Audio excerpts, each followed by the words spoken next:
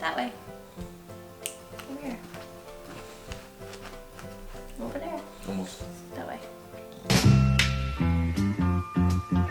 Candles burning low, lots of mistletoe. That's what Christmas means to me, my love. Oh, yeah. Hey you guys, welcome to day 6 of Vlogmas. Today we are discussing alcohol because it is a common question we get from clients about whether or not they can consume alcohol if they're trying to diet or if they're trying to lose body fat. And both of us don't drink alcohol currently. It's just a choice we both made individually, and it kind of just worked out when we started dating.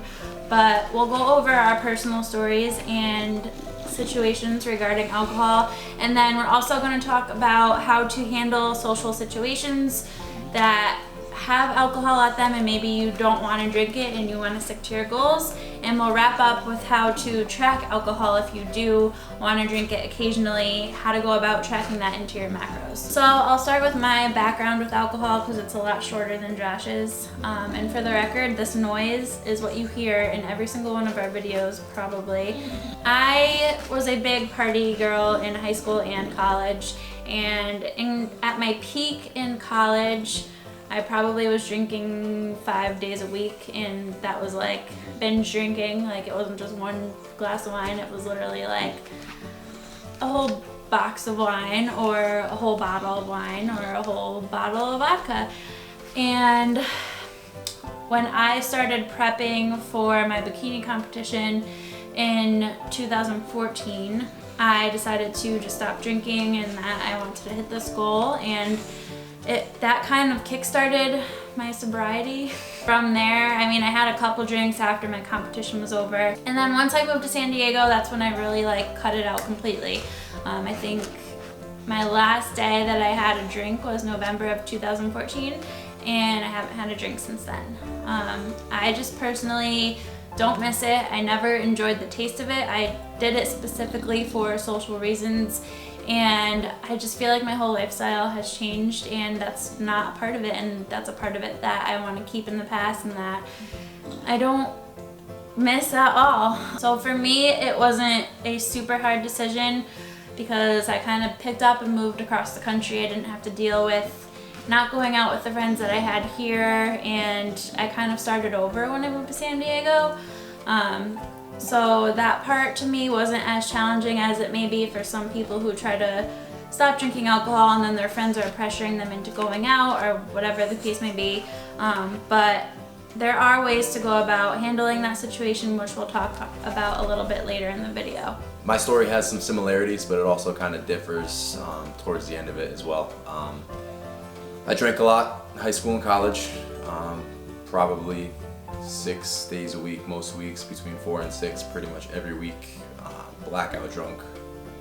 We had a house in college where it kind of took it to the next level, where it was pretty much parties every single day, people coming over to that was our house, people just met up at our house, and we drank a lot to the point where my roommates or my friends or whoever was over would actually hide the rest of my bottle or whatever I was drinking because I was on my second bottle, or I finished a handle, or I went through a 30 and started drinking vodka. So something I kind of had a little trouble managing towards the end, and it all caught up with me pretty quick. I've never had a hangover in my entire life, and that was kind of my thing. I could go drink all night, wake up on 3 hours of sleep, go to the gym, throw down my pre-workout, and I was good to go. It never bothered me, but once everything caught up, I started having heart palpitations, digestive issues, just very uncomfortable. It was about a year. I was almost on the couch every day feeling like I had a heart attack for a certain amount of that day, a certain portion of that day. So I was going to specialists for my heart, my lungs, my stomach. When I was studying for my fitness nutrition specialization, I actually studied a disease called Barrett's esophagus. Basically, your esophagus erodes to the point where it looks like your intestinal lining. So you're at a higher risk for esophageal cancer. And they didn't think I had it. It's an older person's disease. There was no way, they told me, but we were kind of running out of options. Everything else was coming back negative, so they actually went through it, gave me the endoscopy, looked at it, and I had Barrett's esophagus. So that was the start of it. So basically, from there, I had to cut out alcohol completely. It was kind of cold turkey. There was really no other way around it. I stopped getting that drunk feeling, and every time I drank, I just felt terrible. So made it a little bit easier. What was harder was being out with my friends, still being in that environment, trying to completely change my lifestyle when that was the lifestyle I'd had for 4+ years. So the group of friends that I had, that's what they were used to doing with me. We were going out all the time, we were getting hammered, we were having a grand old time, and I was the guy who couldn't do that anymore. So I was still in those situations, and it took my friends probably 3 years to figure out I was actually done drinking. We would go out, they'd still offer me shots, they'd give me shit for it, and they just didn't understand that I physically could not drink. And not only did it hurt, but I was trying to not have cancer. I got checked for cancer every 2 years to make sure that it didn't develop into something like that, because I was at a much higher risk. But that it never processed with them until I kind of shut myself out for probably close to a year, where I still hung out with them, but every time they wanted to go out and do something, it was nope, not going, no thanks, not going, no thanks, not going. Until it finally got to the point where they understood, they put me in those situations, and I wasn't gonna put myself in them, so I could start going back out again once in a while, and they'd be a lot more supportive. So they'd grab me a water when they got drinks and things like that. So it was definitely a lot harder. I definitely had to do it cold turkey, and it wasn't something that I necessarily wanted to stop doing. I loved drinking. I mean, it was college. It was what it was. But it was a decision that I had to make for my long-term future, because the quality of life that I had at that point was not very good. It took about 3 years, probably 2 or 3 years, where I actually felt good again, and that was the point where I moved to San Diego and met Alessandra. Yeah, so we went to the same college and we didn't know each other. And I think that if we met like for real in college, we would have hated each other because we were totally different people, and we were both, I don't know, we just would not have liked each other if we met back then. We were similar, but we were two very extreme people, it Yeah. sounds like, so we wouldn't have been talking for very long. So it was a good thing that we... Stop licking my feet, stop! I can't do it, nope. So if you are somebody that maybe drinks occasionally, or you drink a lot, or maybe you just drink every so often right now, and you want to slowly start cutting it out of your life, but you're struggling hanging out with your friends and being social and going out to outings without having a drink, what do you do? So the first thing you can do, or the first thing that you should do, is talk to your friends and be open about your goals. If you're serious about losing body fat and, changing your lifestyle, cutting down on the alcohol, if not cutting it out, is going to be beneficial to you. So just be honest with them. If they're a true friend, they're gonna understand and support your goals. Maybe it'll be a little bit weird at first, but you can go out and have fun without drinking. Even before that, your first step is probably deciding whether you want to take it to the level where you need to stop drinking. So True. If you don't agree that you need to stop drinking, you're not going to stop drinking. If you don't want to take it to the next level and completely change your body, you're not going to stop drinking. But if you want to do that, you're probably going to have to for a certain amount of time. You might not have to do that long term, but for the first part of it, until you figure out how your body is going to adapt, it's a change you're going to have to make. So if you're not willing to accept that from the beginning, maybe hold off for a little while until you are, or kind of just work on bettering things to a smaller degree. So once you do that and decide this is the route you want to go, and then you let your friends know, when you are out, just focus more on engaging with the people you're with. Don't make it about drinking, don't make it about food, just focus on creating memories and having fun without including those things. And I know that may be easier said than done, but if you focus on, the conversation or whatever you're doing out with your friends, focus on the party, be present in the moment, be mindful, and you will make the right choices. You don't have to be pressured into anything you don't want to do. I used to just always have a glass of water or a glass of soda, diet soda with me, just to make it look like I was drinking something. That way certain people aren't harping you nonstop all night about it.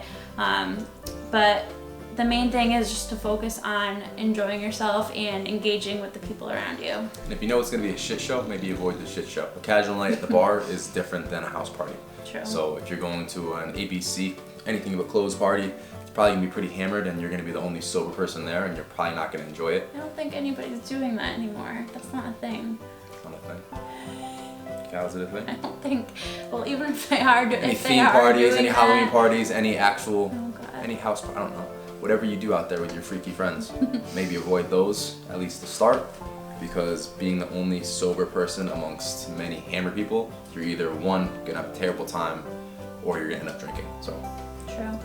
And then the last thing we want to cover in this video is how to go about tracking your alcohol if you do decide to have a glass of wine or a beer or whatever it is here and there.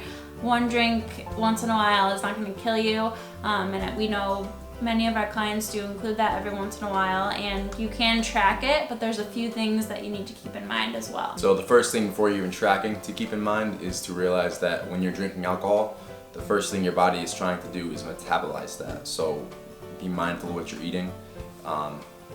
Your body's gonna store a lot of that a lot quicker because it's focusing not on digesting and metabolizing the food, but metabolizing the alcohol. So rather than using that food as energy, it's kind of gonna get stored a lot quicker than it typically would if you were just eating it throughout the normal day. As far as tracking it, you can track it one of two ways. You can put it in as a carb or as a fat. Alcohol is technically its own macronutrient. It's got 7 calories per gram. But we don't, when we put out your macros, we're not putting in a category for alcohol. So we're putting in for protein, fats, and carbs. You can track it as a carb or as a fat. If you want to track it into your carbs, you have a lot more carbs in your diet and you don't typically eat all of them, and you feel like you could make that work a little easier. The easiest way to do it is to divide the total calories in your drink by 4. So that'll put it in your grams of alcohol. So let's just say it's 100 calories. Divide that by 4, you're taking out 25 of your carbohydrates. Same thing with fats. If you're going to track it as a fat, there's 9 calories in 1 gram of fat, so if you have a 90 calorie drink, just to make it easy, you have 10 grams of fats that you're taking out from those calories. Another thing to keep in mind too is when you drink, it's normal, at least when I used to drink, I would always want to eat, I would get the munchies and I would just want to eat things that I don't normally eat. So if you are somebody who does that, and if you notice that's how you behave, maybe cutting out the alcohol would be best for you to get a head start on your fat loss goals, knowing that you usually eat more when you do drink. Or prep some healthy snacks. No one's gonna drunkenly eat healthy snacks. I wouldn't. So that's our little video on alcohol. Just be smart, make choices that fit your lifestyle, and decide what's most important to you first. Yeah, what he said. So thank you guys for watching. We will be back tomorrow with Vlogmas Day 7. Make sure to click that subscribe button if you haven't subscribed to our channel yet. And if you enjoyed this video and learned something, give it a thumbs up.